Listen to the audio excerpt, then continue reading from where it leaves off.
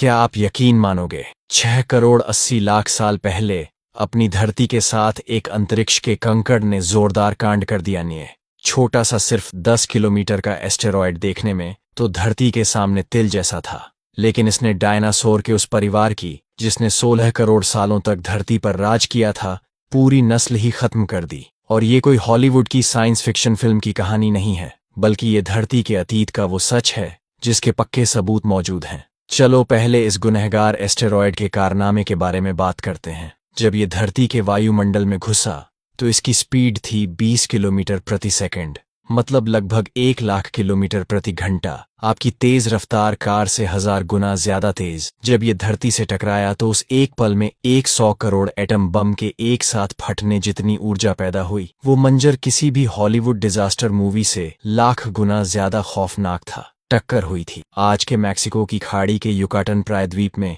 आज भी आप वहां क्रैश साइट देख सकते हैं, चिक्सुलूप क्रेटर। ये गड्ढा पूरे 150 किलोमीटर चौड़ा और 20 किलोमीटर गहरा है, मतलब इसमें पूरा मुंबई शहर आराम से समा जाए। अगर आज ऐसा कोई गड्ढा बनता तो शायद हम सब सदमे में होते। टक्कर होते ही पहले सेकंड में आसपास 1000 किलोमीटर के दायरे में जो भी जीव थे वो सीधे भाप बन गए। एक तिनका तक नहीं बचा। 1000 किलोमीटर मतलब दिल्ली से मुंबई जितनी दूरी सोचो, इतना बड़ा इलाका एक पल में गायब। डायनासोर अगर यहां होते तो उन्हें मैं कौन हूं सोचने का मौका भी नहीं मिलता। इसके तुरंत बाद धरती की पपड़ी किसी गुंथे हुए आटे की तरह हिल गई। भूकंप की लहरें पागलपन की तरह पूरी दुनिया में फैल गईं। जो ज्वालामुखी शांत बैठे थे वो सब के सब फट पड़े। धरती पर प्रलय मोड ऑन हो गया था। इससे पहले कि बेचारे जीव कुछ समझ पाते, दुनिया भर में भूकंपों ने एक साथ पार्टी शुरू कर दी। सुनामी की कई 100 फीट ऊंची लहरें उठीं जो उत्तरी अमेरिका की तरफ दौड़ पड़ीं।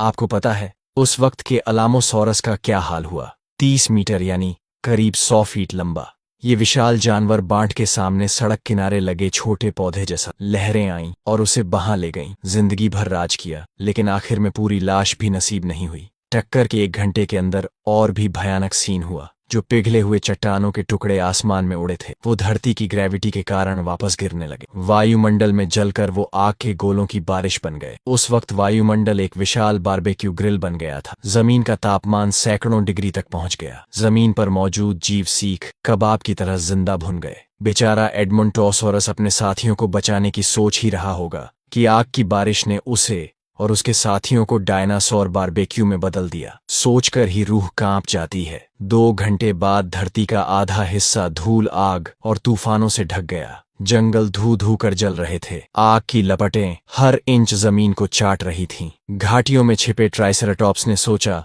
वो बच जाएंगे, लेकिन आग ने उन्हें वहीं घेर लिया। उनके विशाल शरीर की वजह से वो भाग भी नहीं पाए और बस अपनी मौत का तमाशा देखते रहे। आसमान में उड़ने वाले टेरोसॉर्स का हाल तो और भी बुरा था। आग के गोलों ने उनके पंख जला दिए। वो आसमान से चीखते हुए जमीन पर गिरे। कभी आसमान के बादशाह हुआ करते थे, उस पल उनकी हालत एक मुर्गी से भी बदतर थी। लेकिन गैस करो क्या हुआ? वो छोटे छोटे जीव जिन्हें डायनासोर अपने पैरों तले रौंदते थे, यानी हमारे स्तनधारी पूर्वज, वो जमीन में बिल खोदकर बच निकले। उनका शरीर छोटा था, वो किसी भी दरार में छिप सकते थे। वो डायनासोर की तरह बड़े और धीमे नहीं थे, जो मुसीबत में सिर्फ घबराते रह गए। जब तबाही का पहला दौर खत्म हुआ तो दूसरा और भी जानलेवा दौर शुरू हुआ।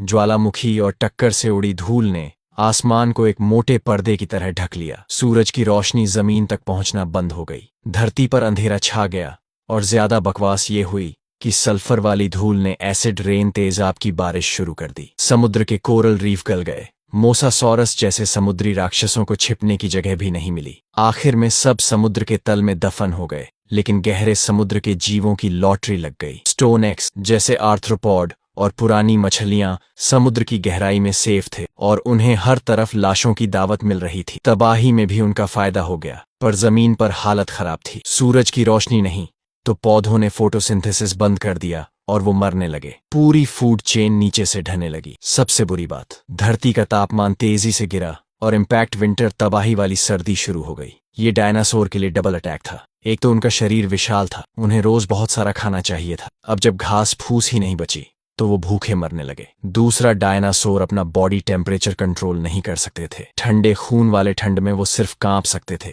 जबकि स्तनधारी कमाल के निकले कुछ हाइबरनेट शीत निद्रा कर सकते थे, कुछ खुद गर्मी पैदा कर सकते थे। वो ठंड और भूख दोनों झेल गए। और सबसे जरूरी, स्तनधारियों का दिमाग डायनासोर से ज्यादा तेज था। डायनासोर के राज में वो बेचारे रात में ही बाहर निकलते थे, इसलिए उनकी रात में देखने की और छिपने की कला पहले से ही पक्की थी। जबकि डायनासोर का रिएक्शन स्लो था, शरीर बड़ा था, मुसीबत में घबराने के सिवा कुछ नहीं कर पाए और प्रकृति के इस इम्तिहान में फेल हो गए। इस महाविनाश में धरती की 75% से 80% प्रजातियां पूरी तरह खत्म हो गईं। जमीन के डायनासोर, समुद्र के समुद्री रेप्टाइल्स और आसमान के टेरोसॉर्स, सबका सफाया हो गया। इसे ही क्रेटेशियस पैलियोजीन के पीजी एक्सटिंक्शन कहते हैं। धरती के इतिहास की ये आखिरी सफाई थी। लेकिन अगर आप सोचते हैं कि सारे डायनासोर मारे गए, तो आप गलत हैं। डायनासोर की एक शाखा बहुत होशियार निकली। उन्होंने खुद को धीरे धीरे बदल लिया और पक्षियों में विकसित हो गए। जी हाँ, आज आसमान में उड़ते कबूतर असल में डायनासोर के ही वंशज हैं। उनके खून में आज भी डायनासोर का डीएनए है। अगर डायनासोर को पता चलता कि उनके ऐसे रिश्तेदार हैं, तो शायद उन्हें मोक्ष मिल जाता। जब ये तबाही थमी और कई साल बीते, धरती धीरे धीरे ठीक होने लगी। सबसे पहले कीड़े मकोड़ों ने सिर उठाया। ये छोटे शैतान हर माहौल में ढल जाते हैं। डायनासोर के जमाने में भी थे, अब तो उनके दुश्मन भी नहीं रहे, तो इन्होंने ही जमीन पर कब्जा कर लिया। फिर आए छोटे रेंगने वाले जीव और हमारे स्तनधारी पूर्वज। पहले जो डायनासोर के डर से सिर नहीं उठाते थे, अब उनका टाइम आ गया था। उन्होंने धरती पर अपने हाथ पैर फैलाने शुरू कर दिए। सोचो, अगर वो एस्टेरॉयड उस दिन धरती से नहीं टकराया होता, तो शायद आज भी डायनासोर का राज होता। स्तनधारियों को कभी मौका ही नहीं मिलता और इंसान भी नहीं होते। कभी कभी धरती पर हुए हादसे दूसरे जीवों को मौका दे देते हैं। कहना पड़ेगा, आज हम जो जिंदा हैं, उसके लिए हमें 6 करोड़ 80 लाख साल पहले हुए उस स्पेस स्कैम का शुक्रिया करना चाहिए।